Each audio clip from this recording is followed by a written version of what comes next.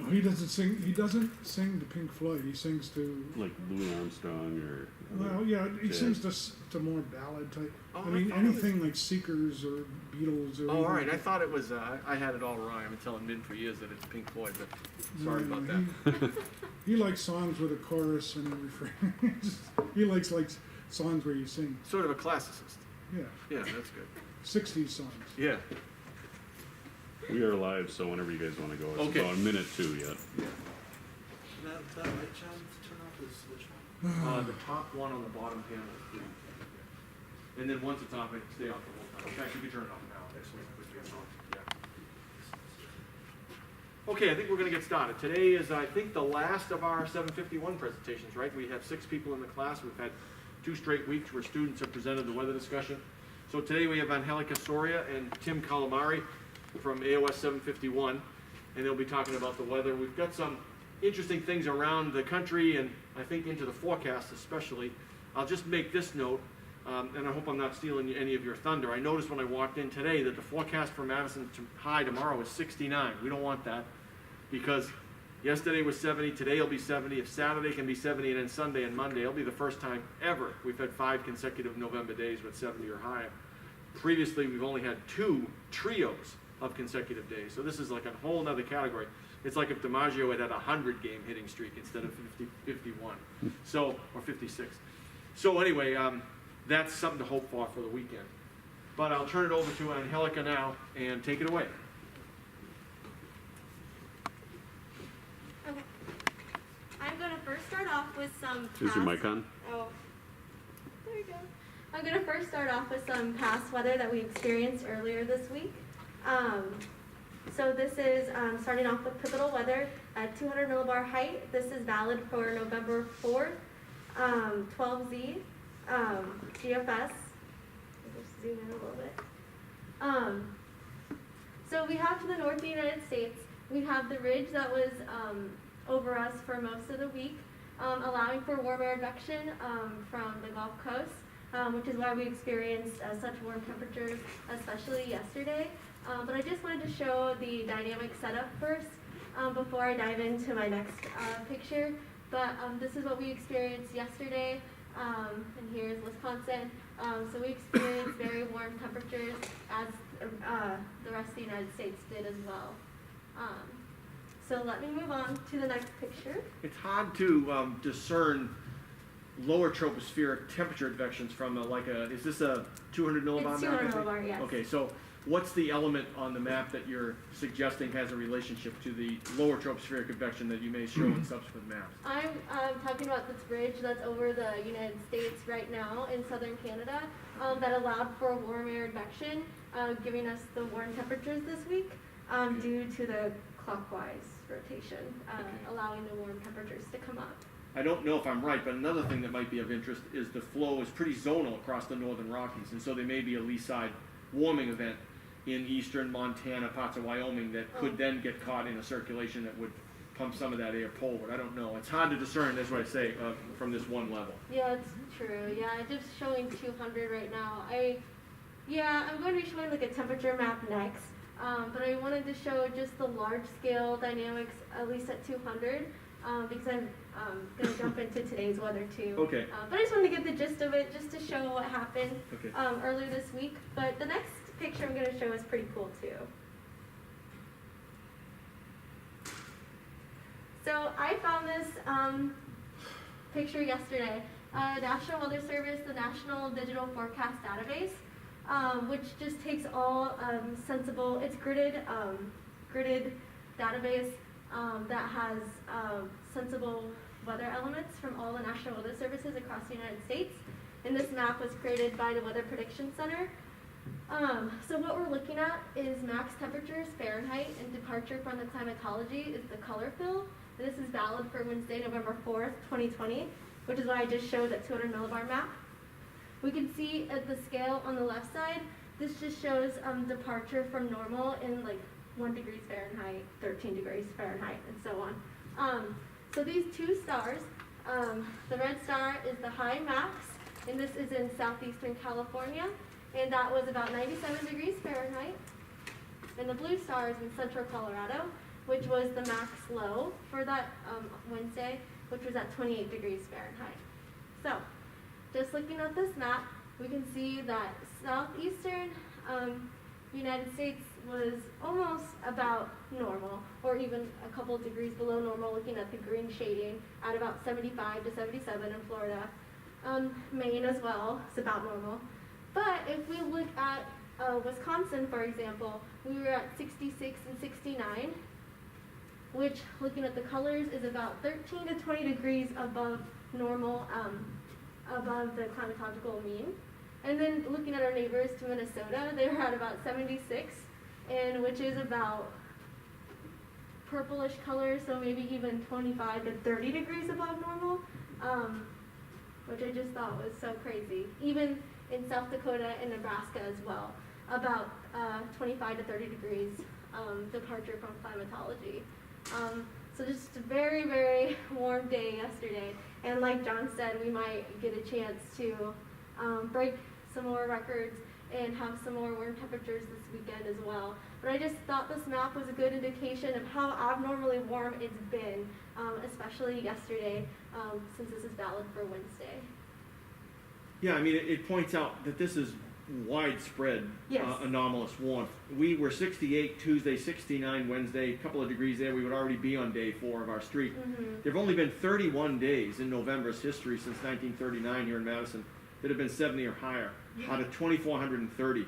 So it's already an exceptionally rare event. Yeah. About a 1 in 80 event, and to get 2 or 3 in a row is just off the charts. And Yeah. we're headed that way. Yeah, and especially what we're going to experience today and tomorrow. Yeah. But I just thought, I saw this map last night on Twitter actually, and I just thought it was such a good representation, especially in color, so you could actually see it, of how anomalous it's been, especially in the Dakotas and in Minnesota, and of course Wisconsin. But next, I'll show, I just took the tweet straight from Twitter. So National Weather Service Milwaukee recorded, this is valid for November 5th at about 4:30 yesterday. A record high temperature of 72 degrees was set in Madison today, which breaks the old record of 71 set in 2008. So, yes, record high temperatures here in Madison at least, and we did break the record, so Tim will talk more about our forecast, what's coming up. But as of yesterday, we did have a record-breaking day. And I think 2008 was one of the 2 years, 2015 I think was the other one, where we had 3 consecutive days in November that were 70 or higher in Madison. So we are on the path to break another even more impressive record that corresponds to 2008. It's so weird thinking back to last year, like I was like in a coat and everything at this time. It's just like back in Kansas, it's more normal to have days like this, Yeah. but this is just weird for Madison. Well, and also, this is the fall where we had our earliest last 80-degree Fahrenheit day, tied the all-time record for that. So it's a really weird Jekyll and Hyde sort of fall. Yeah. And we were 3.8 degrees colder than normal in October. So Yeah, just weird. Okay. This is one phenomenon I wanted to show. It's the last thing I'm going to show in the past weather. But it reminded me of what Chelsea talked about a couple weeks ago, actually, the Omega block. So this is an Alicia Bentley map. It's a GFS map. I'm showing MSLP thickness, 250 hectopascal jet, and it's over the North Atlantic. So we have the United States to the west, Greenland to the north, Europe to the east, just to show you what we're looking at. Let me move through a few time steps. This is valid for 6Z Wednesday, November 4th, so about 48 hours ago. Let me just start back for where it gets interesting. Okay, so 12Z Monday, November 2nd, about 90 hours in the past, we see that there's a strong trough low pressure system exiting off the east coast, and this low pressure system did bring some mixed precip to New England Monday night when I looked at it at that time. But I just kind of saw it do some pretty interesting things as it left the United States. So this is the time step I'm going to start at, and let me push forward and show you what happens. As we move forward, the jet strengthens quite a bit near south of Greenland. We can see how that bridge really starts to build, and we can start to see that it could possibly, or it looks very similar to an omega block. I'm stopping at 6Z Thursday, November 5th. This is 24 hours ago from the current time. We can see that we have a trough on the right side of this ridge and a trough to the left of this ridge. So it looks like an omega block, but what I thought was very interesting was, if I can remember correctly, omega blocks usually stick around for a few days, I believe, a couple days or so. So let's just move forward a little bit. We are now to the current time, 6Z Friday, November 6th. It's kind of gone, and it's not there anymore, which I thought was very interesting, why it dissipated so quickly. But I would think it was an omega block, but it didn't stick around for too long. Yeah, you bring up an interesting point here, I think, Angelica, that sometimes when you look at a series of weather maps, it's easy to say, oh, this has a structure that looks like, it's going to be a long-standing block. And what differentiates those that stand for a long time and those that just kind of crash? This one broke on itself over Western Europe is what it looks like to me. I don't pretend to know why that was the case, but it's very interesting that what you're pointing out here, that you can have a transient structure that looks like a non-transient structure, and how do they compare in terms of their dynamics, how they evolve, is a really good question. Yeah, And it leaves a cutoff low off of Iberia and Northwest Africa, which can do some serious, it can give the whole season's worth of precipitation in Algeria and other parts of Northwest Africa from just that one cutoff. Yeah, it just didn't make any sense to me why it stayed and dissipated so quickly. It doesn't stay around for very long. Yeah, it is interesting. Let me show maybe a different variable. I think it was preceded too by the development that was tied to Aida, wasn't it? The one that went up the East Coast and developed into that deep original cyclone. Ada's still there. Or was it the prior one, Zeta? Zeta. Maybe? Yeah, I think it I was got Zeta. the names mixed up. Zeta went all the way up into the, Labrador Sea as a 940 low or something in a conglomerate of development there, and that was preceding the big ridge build. Yeah, so same map, same North Atlantic that we're looking at, and this time I'm showing potential temperature and wind. So potential temperature is shaded, and then 925 to 850 hectopascal cyclonic relative vorticity is those little black contours. This is potential temperature on the dynamic tropopause, which I think is the 2 PVU surface on these maps.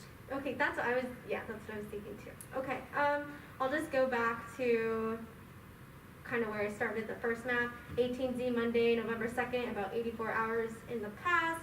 We see this trough leaving the East Coast again, and we have a large area of relative vorticity. We can see the black contours are very well put together to show where that low is. And let's move forward again in time to about the time where I kind of noticed maybe an omega block forming. 6Z Thursday, November 5th, about 24 hours ago. And I know we talked about this in class a couple days ago, where we talked about high PV sometimes coming down to where we are at the surface, but I just thought it was interesting that it's maybe opposite in this case, where we have low PV being abducted up towards the poles. Oh yeah, very definitely. I just thought that was very interesting, how even if it wasn't an omega block that stuck around, or even if it wasn't an omega block at all, we still have all this high or low PV being abducted towards the poles, which I thought was very interesting and very anomalous, or it looks anomalous. But I just thought that was so interesting that even if it didn't stick around for very long, it still did its job of bringing all these warm temperatures up towards the poles. And it's not anomalous as an event. In its degree, it's rather anomalous. I think I agree with you on that. And the way temperature. that, this happens frequently in the Atlantic and the North Atlantic Basin, and November is probably one of the peak months for it. Mm-hmm. It's probably a consequence. In this case, it was aided by a tropical disturbance that went along the eastern side of an upper trough axis along the East Coast. That always helps because the tropics are brought effectively to high latitude when you bring a tropical cyclone farther to the north, the low PV. And Greg talks about this eloquently all the time. Mm-hmm. And the interesting thing here is, and I don't know if it has something to do with why this ridge broke. I mean, it inflated, as you're pointing out, by the advection, and then it broke over Scandinavia. And the consequence of that is this little PV streamer, the blue line that comes down and then balls up over Iberia in Northwest Africa. And those streamers are followed quite intensely by our German and Swiss colleagues because they tend to sometimes suggest things about late autumn heavy rain events for those locations. What you were saying was going to bring a lot of precip to. Yeah, and Greg could probably comment on whether or not this is tied to some of the Algerian storms that you've looked at. Is this kind of structure one of the archetype structures or not? Yeah, what's a little different is if you look at higher levels, the PV structure off of Iberian Peninsula there could be a maximum there. This starts as a low PV plume aloft at high levels, and then it creates a geostrophic effect in the jet stream that then digs it to the south. Basically, the folding of the tropopause draws energy directly from the elevated tropopause coming from the tropics. So what you see happening is as the tropopause folds, you see the elevated tropopause coming from the tropopause collapsing. And the potential energy is translated into a different anomaly, pushing the tropopause down. And that anomaly then creates a fold and a strong front, and then that affects Europe. So it works in a two-step process. Yeah, it's really interesting because this is a recurring thing in the late autumn Yeah. over this part of the world. And it's just not a place that I look at either. Yeah, so yeah. I was just like, wow, that was kind of weird, kind of crazy. But yeah, it'd be interesting to see what they get due to this flow right there. Okay, so that's all I had for past weather. So we'll do present weather. I'll do present weather now. Okay. So this is a GHOST 16 band 2 red visible. It is valid for the current time. Should be. Here we go. Yeah, it's valid for the current time. Looking at the United States, very, very clear skies for most of the United States. We do have some clouds over the far western side of the United States, in California and Utah, Nevada. And then we have some clouds here in Kansas, Oklahoma, and Texas as well. But as for the eastern half, it's clear skies. It's going to be another really beautiful, warm day. So yeah, it's going to be a nice day. But just looking at the satellite, not too many clouds around. You can do it. Next, I'm showing the radar mosaic for the United States. Like we saw in the satellite imagery, not a ton going on for most of the United States, but what is interesting is we have some precipitation on the northwest coast of the United States in Oregon and Washington. So we have some precipitation up there, but as for everywhere else, nothing much happening at the moment. But that precipitation is definitely something that I'll look at in a second. You can go to the next one. Okay. Looking at some surface obs. You can zoom in just a little bit. Thank you. We can see mostly clear skies for most of the United States, but if we look up to the northwest coast, I like to look at surface obs to see if the precipitation that I'm actually looking at is rain or snow, I guess in November, but as of right now it's not cold enough to do that. It's 47 over 41, 47 over 40 in some parts of Oregon, and then Washington it's 47 over 34. So my guess it would be raining is the precipitation that's happening up in the northwest. And then can you scroll a little bit down, please? Okay, thank you. And then as for the small clouds that were happening in Kansas and Oklahoma and Texas, we do see that some of the METARs are filled, especially this one in Wichita. It's 58 over 57 and it's filled. My guess is that's fog because it is not precipitating over there at the moment, but there are some clouds. So my guess is there is fog happening there just looking at the satellite imagery. And I did see that they were in a fog advisory as well. But just looking at the satellite, there are clouds with no precipitation. So I'm guessing that fog will burn off as the day goes on. But even in southeastern Oklahoma as well, there could be some dissipating fog. but I just thought it was 58 over 57, so that was the temperature and dew point were very close together. So that'd be fog. You can go to the next. Okay, so this is a GFS Alicia Bentley map again, and it's 250 hectopascal jet. Can you scroll up just a little bit? And it's valid for 12Z, November 6th, so this is the current time. I just like to look at the northern hemisphere view of the jet just to kind of get like a bird's eye view of what's happening over the United States. Can you zoom in a little bit? The United States is right here. There you go, thank you. The United States is right in this area. We can see that we do have a trough off the northwestern coast, and I did show that it was precipitating here in the last couple of links. It's precipitating off the northwest coast, and we do have a trough off the northwest coast as well. And I'll go through that through my next maps. But again, we do have this ridge over the United States currently for the rest of us. And then just this little low off the northwest. But I just like to look at it just to see how extreme the low is, how deep it is, and then just kind of looking at the curvature just to see. And one of the things that's extreme about this feature on the West Coast is I think I saw you loading up some traditional analyses, synoptic analyses like at 500 millibars. Yeah. There's an extreme horizontal temperature contrast. There's a really nice upper front associated with this upper trough. And it's just rounding the base of the trough right about now. So the thickness gradient is on this map what testifies to its presence, but we'll see it better at another level. Yeah. Definitely the 500 millibar vorticity I thought was pretty impressive with this low, which I'll show in a second. Yeah, you can go to the next one. Okay. Can you scroll up a little bit, please? I'll just read the title. Okay. This is 250 Millibar Map. This is a NAM analysis valid for 12Z, November 6, 2020. So we can see that we do have this,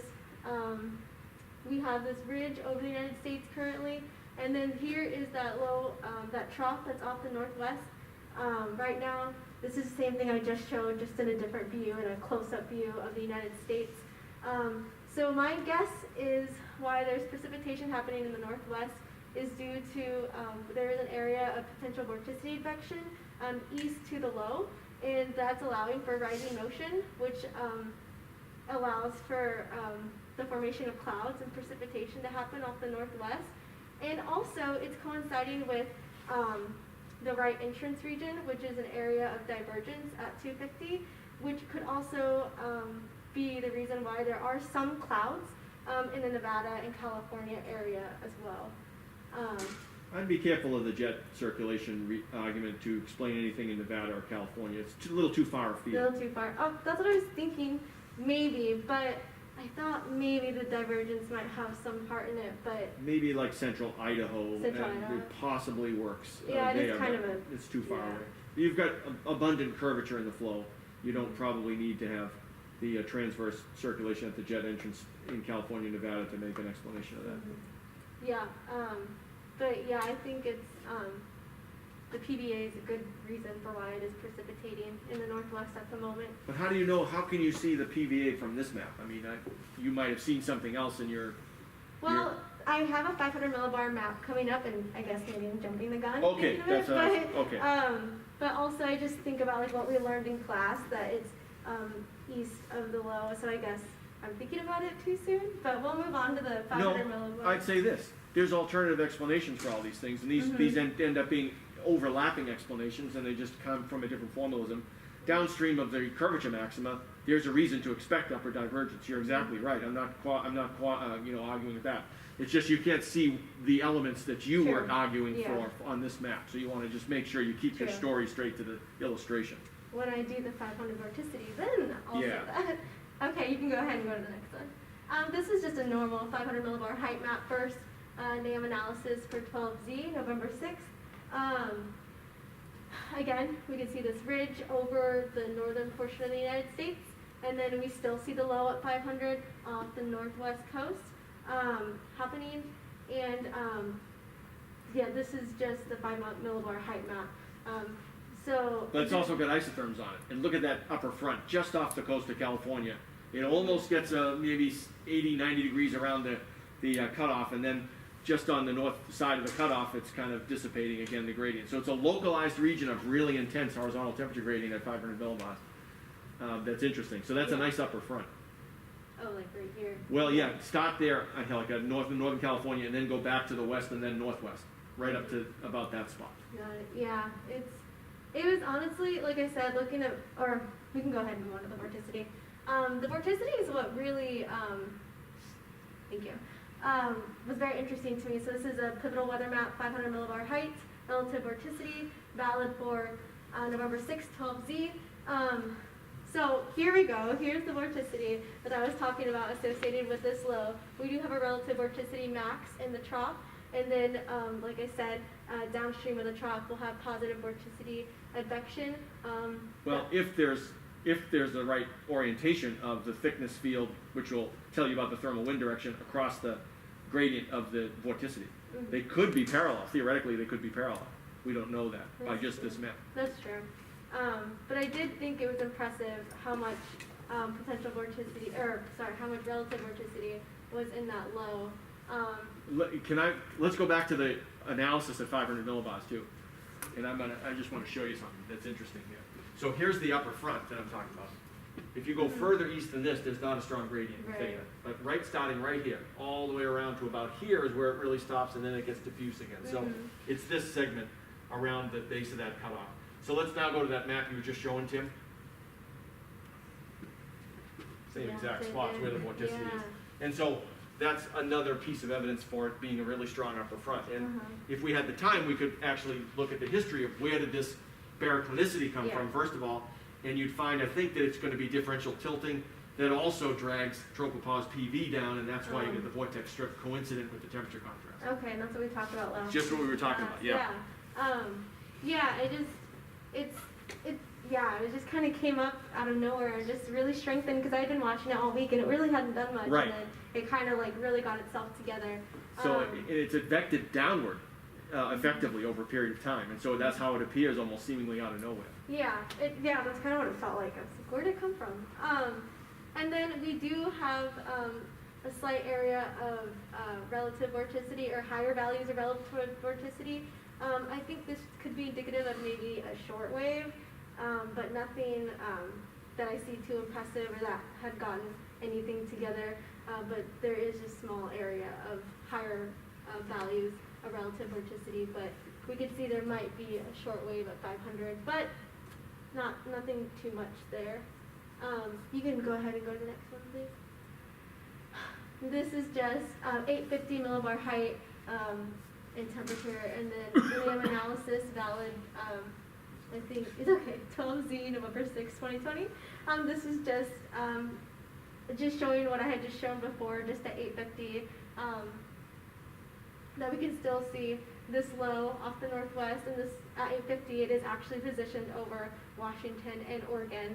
And then we still see zonal flow, at least for Wisconsin, in Minnesota, and we can see that ridge is still there at 850. And then, yep. Okay, for my last part of my discussion, I just want to give an update on Tropical Depression Aida. This is new. This just happened when I refreshed right before I got up here to speak. But can you hover over Aida, please, real quick? Okay, so this is the current, this is where it's at currently. Maximum sustained winds of 35 miles per hour, minimum central pressure of 1,004 millibars. The movement is north-northeast at 6 miles per hour. So it is a depression right now in the central Americas. And then can you go over to the yellow spot, please? This is new. This just happened. This is 20% chance of cyclone formation in 5 days. So we'll have to keep an eye on that. So I guess hurricane season's not over. Is this related to that cutoff that gets Oh, I don't know. snapped off there over Iberia and then migrates Maybe. in the big anticyclonic flow a little bit over the Yeah. Cape Verde Islands? I don't know. Because I was looking at this portion right a little bit north, at about 35 degrees north. So maybe, yeah, maybe it I wonder. does That's interesting. something. Yeah, like when I just refreshed my computer before we started the discussion. That popped up. I was like, I don't know what that is. Okay, you go to my last tab. Okay, this is just the Go 16 Band 13 Clean Long Wave IR window, valid for the current time. Case scroll. Thank you. This is just a satellite image just to show tropical depression data and what the depression is doing currently. It just kind of looks like some messy convection right at the moment, kind of leaving the Central Americas, and then Tim will talk more about what's going to happen. But as of right now, there's no eye wall, there's no classic hurricane. You can't really tell what it is, it just looks like convection as of right now. But I think it might get itself together as it heads towards Cuba. But just for right now, this is tropical depression Aida, and you can't really distinguish where it's at, but it's right here. So that was the last thing I had in my part of the discussion. Switch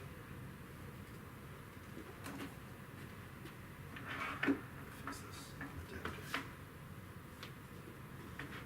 Can you guys hear me okay? Yes. Perfect.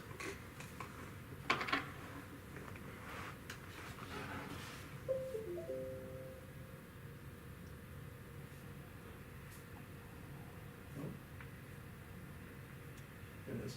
Okay. We should be good. I can tap it. So starting, this is the 200 millibar height. This is valid for Friday, 18Z. So basically right around now. This is the GFS model. Just to get an overview of what's going on before we go into the forecast. As Angelica said before, we see the ridge set up just north of the Canadian border. And that's producing a fairly strong high pressure system that we'll look at in a little bit. Over the Atlantic, which is giving way to this anticyclonic circulation, which is helping aid with all the warm temperatures that we have seen throughout the last few days. That is all coming from the southerly flow from this high pressure system. Another interesting thing, like we've just been discussing, is this ridge out here over the western U.S. By Washington, Oregon, and how that's going to develop as we go into the forecast.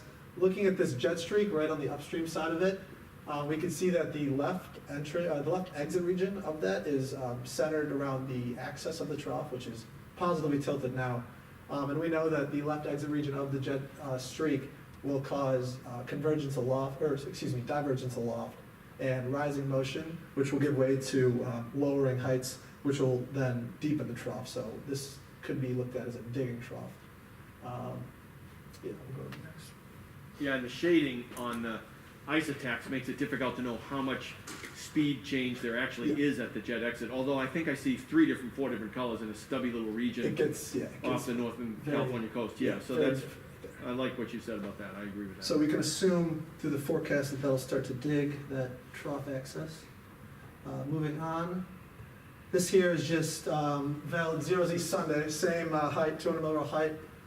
So now this is Saturday night. Going into Saturday night, we can see that this trough has dug itself pretty far into, let's say, the southern tip of Nevada, where the axis is now. And we can see that this ridge, located now sort of over the central eastern part of the United States, has slowly begun to propagate towards the east and onward. Still getting the anticyclonic flow from the high pressure system that's still just sitting out here. I think it was at 1036 millibars last I checked, which was very impressive. Still giving that southerly flow that we see, so we can expect very warm temperatures again for Sunday, but that will change very quickly. Go on to the next. Just to get an idea for how the members this is the NSEP ensemble for 500 millibar heights. This is valid Sunday for 0Z East Saturday night we were just looking at. Just to get an idea of how well the members are cooperating. The 564 decameter contours are shown in teal, and you can tell the trough axis is pretty well agreed upon within the members. And then the 582 decameter contour, down here we see a lot of disagreement, and I'll get into that a little bit if we have time later on. And that's caused by Aida down here off of Central America, working its way over towards Cuba and eventually to the southern tip of Florida, causing all sorts of trouble within the ensemble members. Moving along, if we go down to 500 millibars, this is valid Sunday at 6Z, so midnight Saturday night. We see this trough axis at 500 millibars is setting up right near northern Arizona, maybe around Utah, with still a strong, fairly strong jet streak on the upstream side of that. Not aiding as much, not aiding as much to continue digging the trough any farther, as we now see somewhat of a jet streak forming along the downstream side of the trough axis, which I'll get into in a little bit. You can see that also the ridge over here above the eastern U.S. and Canada also has continued to propagate towards the Atlantic Ocean. And we'll see this, eventually this high pressure system, once we see it at the surface, will begin to move all the way off the coast of One of the things that happens as, you know, an original jet rounds the base of an upper level trough is that the wind speed that might be going west to east in the jet core is fought against by the curvature-induced agiostrophy at the base of the trough. So they tend to seem like they're re-emerging on the eastern side, when actually what's happening is they're just getting themselves removed from the strong against the flow agiostrophy at the base of the trough. Okay. So it's hard sometimes to know what you're seeing. It could be a re-emergence of a feature. This slowing down of the Yeah. jet, kind of, it just, okay. Yeah, and then when it comes back out on the eastern side, it re-emerges with a little bit more ferocity, and it may just be that it's no longer being worked against by the agiostrophy at the base of the trough. Okay. And then the last thing I wanted to point out on this map is we see not a very strong difluent flow here coming out of the base of the trough axis, but definitely one that could prove forcings, generating a thermally direct circulation here with the warm air rising on the warm side, working to decrease the heights, and then the cold air sinking on the warm or on the cool side. Where, Tim? Just north of Colorado up into Wyoming. There's a difluent pattern here shown. So why would the difluence lead to a circulation? So from down here we see the strong height gradient. Yep. Located with the temperature gradient as well at 500 millibars. So we don't know that. We're not seeing that on the map, so I don't know why. So go ahead. Okay, yeah, I haven't gotten to that yet. We don't know that. So this we see a relaxing in the height lines. Okay. So I guess, yeah, I probably jump the gun on that one too. But we will eventually see the temperature gradient start to become relaxed, which induces the frontolytic process. Oh, so is it the horizontal temperature advection that you're suggesting when we get there and see it that will relax the horizontal temperature gradient? So it's frontalysis in the horizontal, Exactly. and the response would be what? The response to the frontalysis would be a thermally direct circulation. No, thermally indirect. Thermally, yes. Yeah. Thermally indirect. Exactly. Excuse me, Yeah. I'll point out that ridge on the west coast is a little bit unusual Yes. to be coming down that way along the Rockies, because as we know, they usually come down over the high plains. But one thing I've noticed is that is connected into the polar night jet now. That was another thing I was going to mention. I didn't really have an answer to it, or like an idea to why, but this general ridge that we saw over the past week and into the weekend, and how it kind of turns and generates a cyclonic turn to it.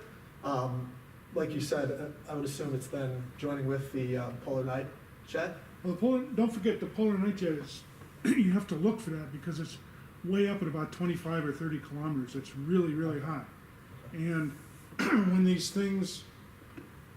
ridges like this move up toward a polar region, if the polar night jet is in existence, they can build a thermal wind bridge between them. And that allows the jet to mutually reinforce each other. And I think that's what's happening up there, and that's why it's diving down in the Rockies. There's no such connection east of that I can see. And the polar night jet barely exists right now, but these are some of the very early signs of its interfering with the polar The indicators? Okay. jet stream. On the other hand, I would say that structure on the west coast reminds me a lot of what we see in the middle of the spring. It's not uncommon to have, I think March is the coldest month of the year at LA at 850 millibars, for instance, is one example of having troughs that kind of result from digging in the northerly flow at 500 millibars, 200, 300 millibars, just like this map looks. And that also sets up elements of the severe weather environment in late March and early April over the plains, because the upper trough that you're seeing here over New Mexico, Arizona, is a persistent result of this exact same structure. I had no sense that it kind of gets revved up when the polar night jet revs up in the mid-fall. That's interesting. Well, the polar night jet is at its peak at that time of the year. You're talking about March to April. But then it goes quickly to its death, right? I mean, middle of March to middle of April is when it disappears. Maybe more like May, April, May. Oh, okay. The southern polar night jet is still there. It hasn't Yeah. completely disappeared yet. Okay. But yeah, this jet stream is very interesting, coming straight as a northerly flow right off the western coast of the U.S. Definitely going to stir up some interesting weather for the coming week. Now we're looking at the 500 millibar absolute vorticity. This is the GFS, valid at 6 on Sunday, so Saturday at midnight. Same as the map we were just looking at. Here we can see with that deep trough, still digging down into near Arizona, we'll say, around the axis. You can see the cyclonic vorticity right here, and that will be advected up towards the Montana, Wyoming area. Along with that, just past the Rockies, as this vorticity is being advected, we can expect a low surface pressure system to develop in the lee of the Rockies from lee cyclogenesis. And also I think it'll be aided by this positive vorticity advection moving up towards Montana and Wyoming at the same time. And that is Saturday night, moving into Sunday morning. And now moving to 850. Oh, I did not mean to do that. Moving to 850. Just to get an idea of the surface and what's going on. From what we've seen with that trough off the western coast that's dipping down with the axis in Arizona, we have the positive vorticity advection moving up northeast towards Montana, and we don't get much data over here because of the Rockies, but moving up towards Montana and Wyoming. This is valid Monday at 0Z for GFS, so this is Sunday night around 6 p.m. So we can see this cyclone is already developed at the surface with lee cyclogenesis as well as positive vorticity advection. How would there be lee cyclogenesis in the western Dakotas with a mostly southerly flow from New Mexico up that way? I can back it up a few time steps. This was valid Sunday at 6 p.m. So if we back it up a little bit, can't really tell, but it develops in, at least I believe it will develop in western Montana and I guess western Wyoming as well, and then start propagating to the northeast. Then the question though, Tim, is what's the direction of the flow across the northern Rockies of, Idaho, Montana? Can we see like a 700 or 500 millibar map at the same time as this? Is that easy to do quickly? Yeah, I can do that quickly. So 500 millibars, it's Sunday at 60.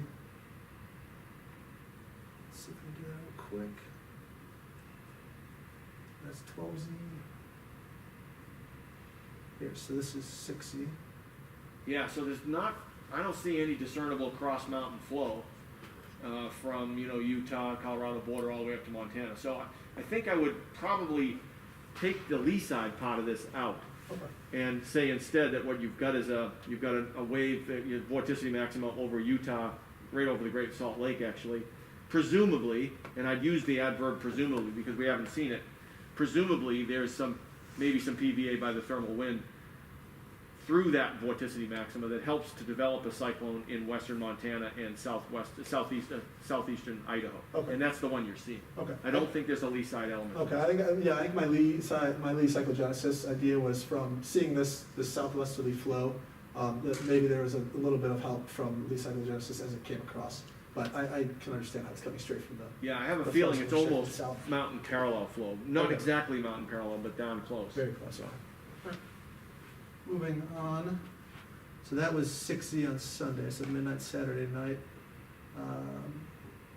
So yeah, this was, we already came here, but this was just the cyclonic vorticity shown on the 850 millibar map. This is valid at 6 p.m. on Sunday, so 0Z Monday. And this is after the cyclone is developed at the surface, and it's moving, it's following the upper air flow, zonal flow pattern, which is propagating everything toward the northeast. East-northeast. So we can see that cyclone moving across Montana, and eventually it's going to move up past the Canadian border into Manitoba. And eventually, following the zonal flow, it should and we'll see this later, move into the Hudson Bay and east of that. Excuse me. Yeah. You do notice another event on there that you're not talking about. Zeta, or Ada, sorry, yes. Ada. Yes. And you also notice that surge of flow coming up to the extratropical cyclone up there to the northeast of Zeta. I think those are not independent events. What's the second one you mentioned, Bert? It's a southerly surge coming up the high plains. Oh, On you the said to the western- northeast, western you mean side to of Zeta. so you mean to the Northeast. northwest of Zeta? Yeah, Okay, northwest of Zeta, I'm So sorry. Yeah. here, Yeah, the southerly I front. don't think that's an independent event. I think Zeta is producing an outflow toward the north. Okay. And it's producing a tropical kind of plume up there. That's at high pressure. But on the edge of the tropical plume, it's getting a surge of flow. In particular, the most important part of that surge of flow is not the warmth, it's the low potential vorticity aloft. And low potential vorticity aloft is going to give extra ability of that extratropical cyclone to overturn. You know, the extratropical cyclone is an overturning event. Cold air sinking, warm air is rising. Right? A direct thermal circulation that's usually damped or tempered by Coriolis effect. But if you pump up low potential vorticity on one side of it, it allows it to overturn much more freely and the low to become much stronger. So I'm guessing that low is going to become much more intense than we've seen recently. And I think it's an interaction, in fact, with the tropical cyclone that's occurring that's allowing this to happen. And we'll see in a little bit too, this cyclone that's up here by eastern Montana, once that moves northeast, the associated cold front with it and thermal gradient, with what you said about Ada possibly aiding that, we do see and we will see in a little bit. It's not just aiding it, it's causing it. It's That goes beyond things that we've talked about in the Well, yeah, past. I just okay. want you to know that, yeah, so. all right, it goes Okay. beyond This is, what this is new theoretical what you're stuff. talking about, but what I would say, and given the modeling experience that I've had, if you took that storm away up there, you'd still get that surge out there over the plains occurring because of Ada. So I think they are working together, and that, you know, I mean, this is a new topic that people have to work on in the next Yeah, couple so decades. I just want to let And- my but students know I that. think it's real, and I think what I'm pointing, the reason I'm pointing this out, because I want the young people to notice this, Mm. and not just look at these as independent events, but notice that they tend to occur together very often. Well, that's a hard thing to convince me of, and I'll tell you why. Because that storm up in the Dakotas happens often. This tropical storm does not happen often. So, you know, whatever symbiosis that you see, and I know that there's reasons why you say this, that's not something that happens often. Didn't we just say that this is a near record temperature stretch that we have right now of 70 degrees? Yes, That is nice. that's true.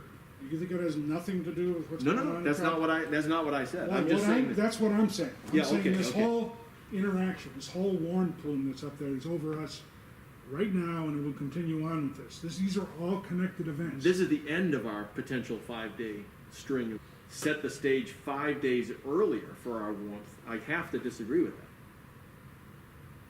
Because it doesn't make any Well, sequential did sense. you look at Pete's loops of that thing back on Monday?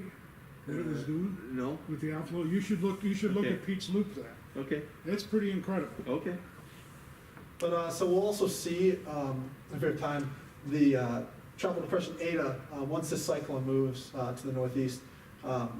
It looks to me like with what you're saying with the flow and all that, but also that Ada is also helping to bring up more moisture along once it's sitting down here and spinning near the Florida Keys to help bring up moisture to the advancing cold front associated with the surface cyclone now that's over North Dakota. So hopefully we'll see that a little bit. But moving on. And is So it's that- just- I just want to say, Yep.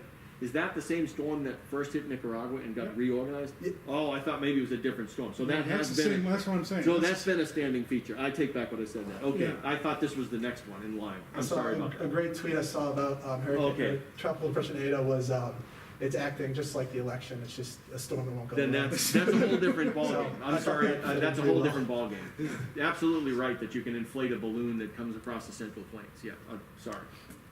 I had my own sequence wrong.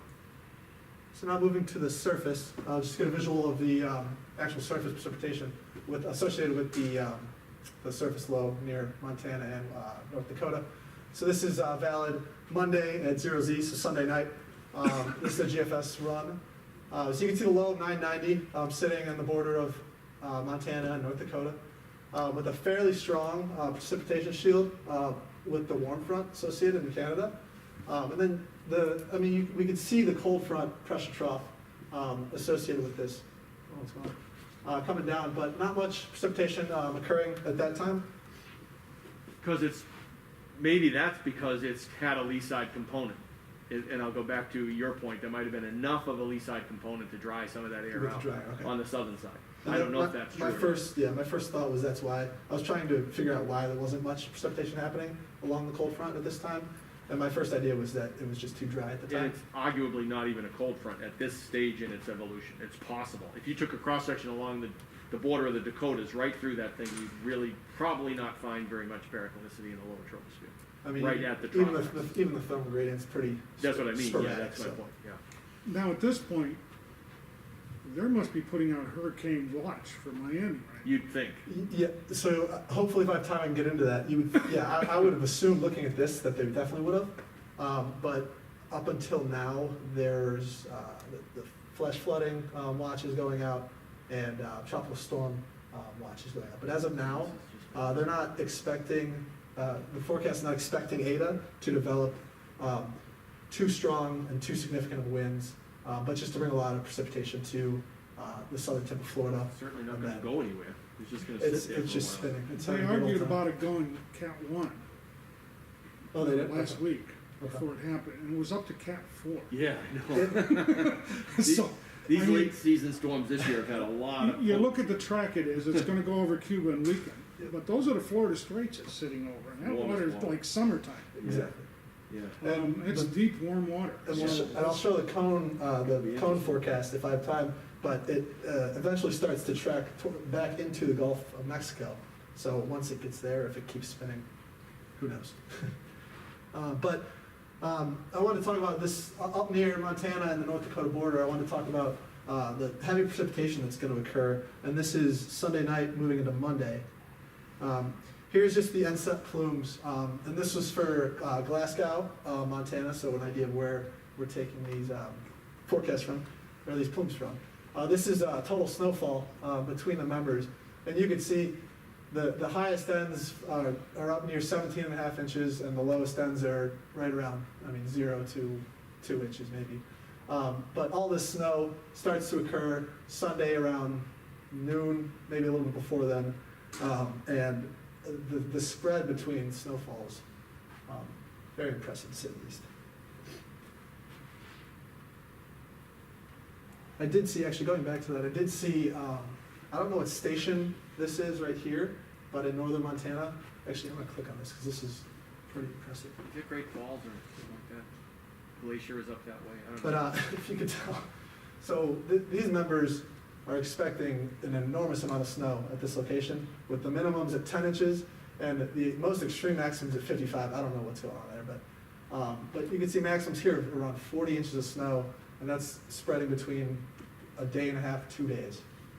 So an enormous amount of snowfall is expected along the border of Montana and Canada come Monday morning. How far out is this again? This is, this is, what run is this? This is the 9 UTC run from this morning. And then the snowfall start 12Z on Sunday, so around 6 a.m. Sunday, and continue on until the low pressure system propagates northeast at around, let's say, midnight on Sunday. Do you know if there's any localized snow fans making the herd or the NAM 3K? I did not look at any of the localized. Sorry, I was just wondering. No if worries. maybe some But yeah, that might make sense to explain why there's such a difference between these two stations with the projected snowfall amounts. Because when I saw this 55, I was very, very confused.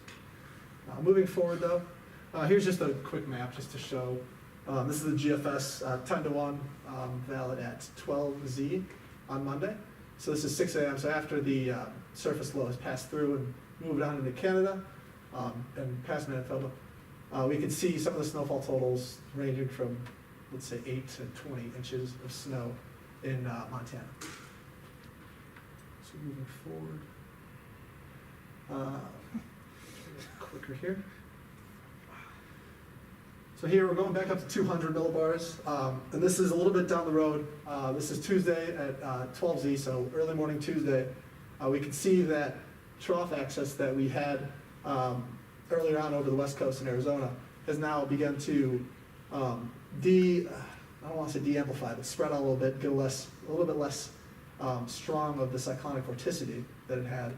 But it also has now this prominent jet streak that John was explaining before that was wrapping itself around underneath and now is on the downstream side of the trough axis. And with that, the left entrance region, which I would say is around Arizona, New Mexico border, maybe like the southern edge of that, is working to enact convergence at the convergence to the loft, which will bring sinking motion, and then with that, rising heights, which will begin to de-amplify this deep trough that we see here. Moving along, here's the 500 millibar absolute vorticity. This is valid at 12Z Tuesday also, so Tuesday morning.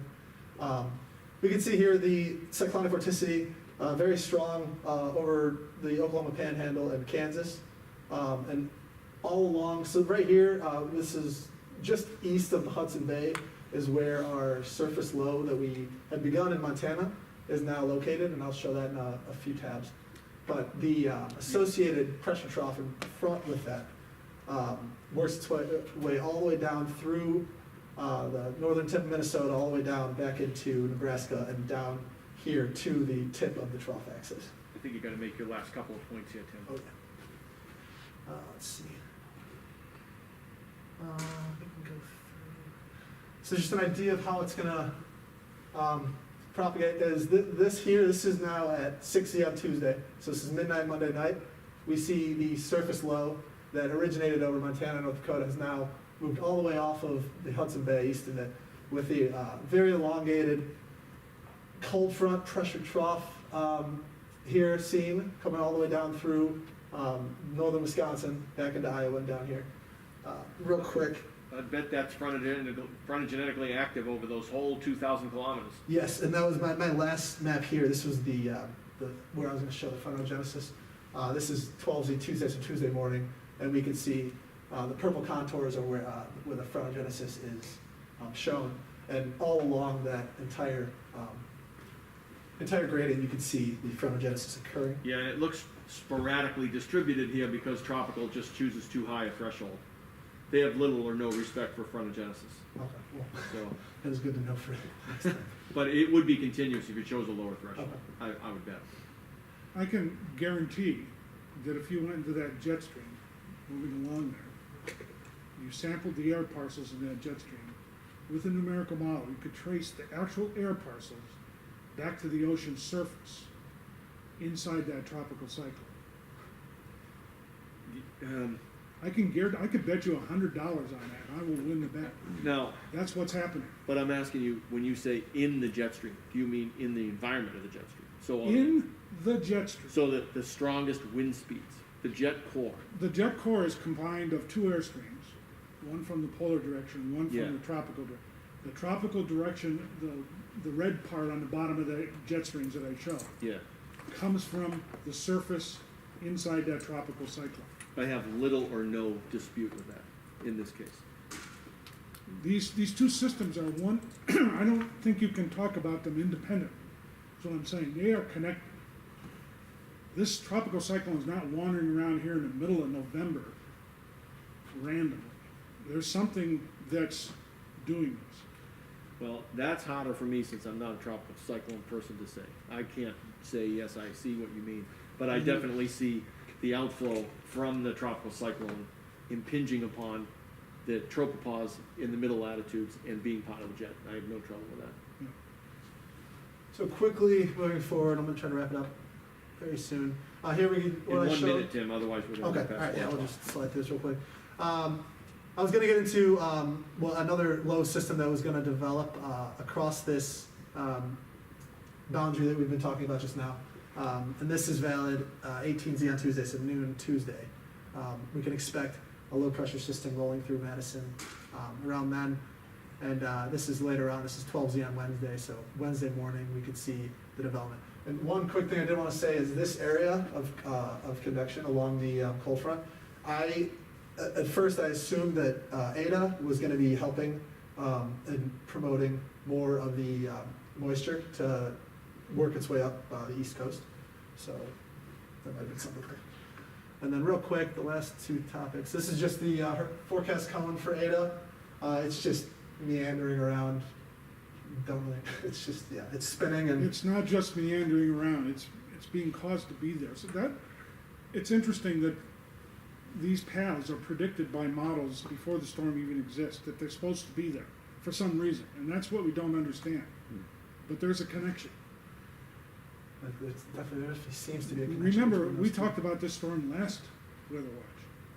Yeah, This is our second weather watch. This one's on Aida. lasted a long time, Yeah. no doubt We knew it about was that. coming, there was no storm yet back in last Friday. Yeah. But we knew it was coming and it had to be there and do all this crazy stuff. The last thing I wanted to show is just the precipitation forecast as of right now, just for Florida.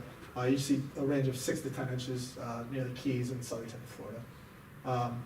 But yeah, that'll wrap it up for me. Any questions? What about this? Does that precipitation finally take the heat out of the Florida Straits for the season? If there's really 10 inches of No, rain. the Florida over Straits that- are moving at like 30 knots. So it just disappears, No, it just goes up the Gulf. The Gulf Stream will get a little cooler, but then there's more. but not coming in. that much? The Yeah. Florida Straits will be Okay. replenished. Okay, It's coming out of the Caribbean Sea, yeah, and it goes through the Yucatan Straits and then comes up there. yeah. Okay, any questions for Tim or Angelica? Okay, thanks very much, you guys.